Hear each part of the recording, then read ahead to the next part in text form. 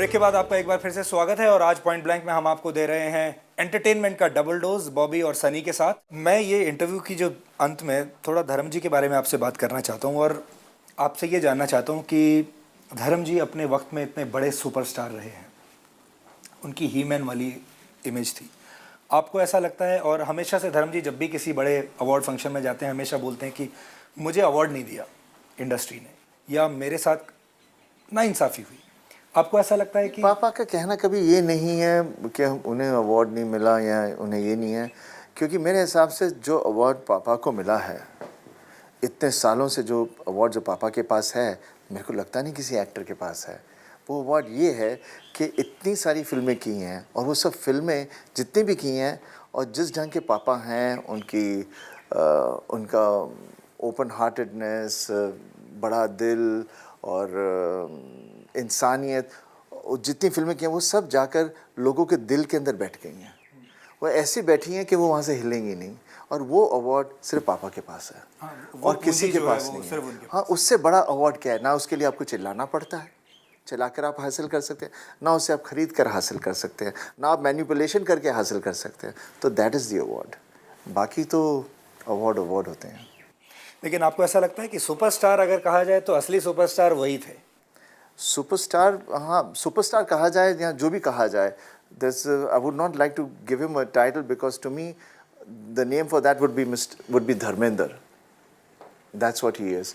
जहाँ जाते हैं, जिधर जाते हैं, जहाँ पर भी हैं, लोग उन्हें प्यार करते हैं, इज़्ज़त देते हैं, not for any other reason, because उन्होंने उनके बारे में जो देखा है, जो सुना है और जो फील किया है, वो उन्हें महसूस होता है।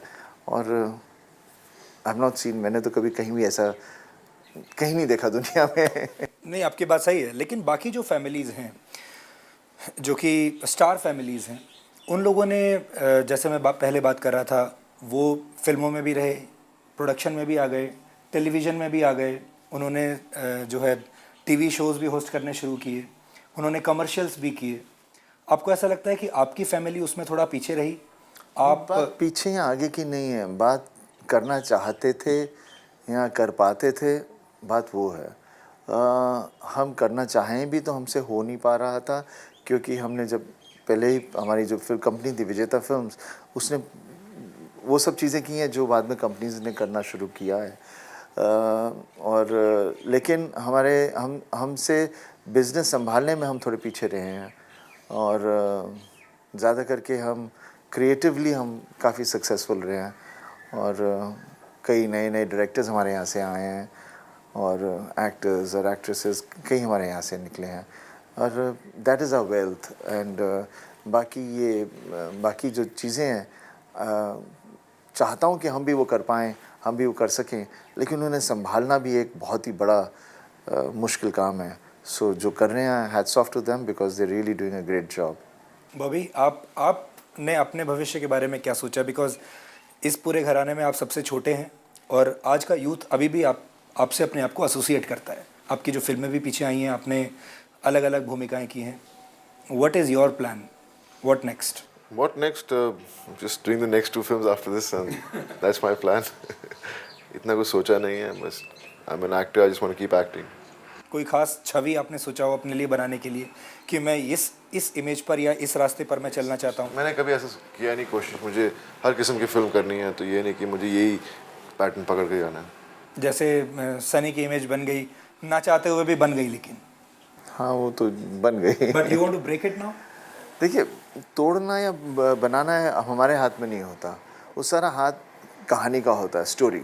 आपका सब्जेक्ट जितना तकड़ा हो और उसमें आपका कैरेक्टर क्या हो, वो आपका इमेज बन जाता है। अगर मेरे पास कोई कैरेक्टर है जो सिर्फ रोमांस हो और बहुत इतनी स्ट्रॉन्ग स्टोरी हो और वो लोगों को भा जाए, मेरा कैरेक्टर लोगों को भा जाए, तो फिर मेरा इमेज वो भी बन सकता है। तो जैसे पापा का था, अभी हम पापा को ही मैन कहते हैं, अभी हम पापा को ये कहते हैं, लेकिन पापा ने जो फिल्में की हैं, बंधनी, सत्यकाम, फूल और पत्थर, चुपके चुपके, यादों की बारात, दिल भी तेरा हम भी तेरे, तुम हंसी मैं जवान, मेरा गांव मेरा देश, जुगनू, ढेर सारी पिक्चरें की हैं जो अलग अलग टाइप के कैरेक्टर्स प्ले किए हैं, और all of them have been successful.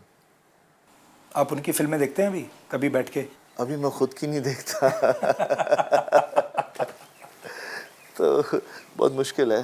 But definitely as an actor हम चाहेंगे कि हर ढंग की फिल्म करें, हर ढंग का सिनेमा करें, लेकिन बात वहीं वापस आ जाती है कहानी की। कहानी जितनी तगड़ी हो उतना आसान होता करना, नहीं तो कुछ नहीं कर सकते, मज़ा नहीं आएगा। कर ही नहीं सकते।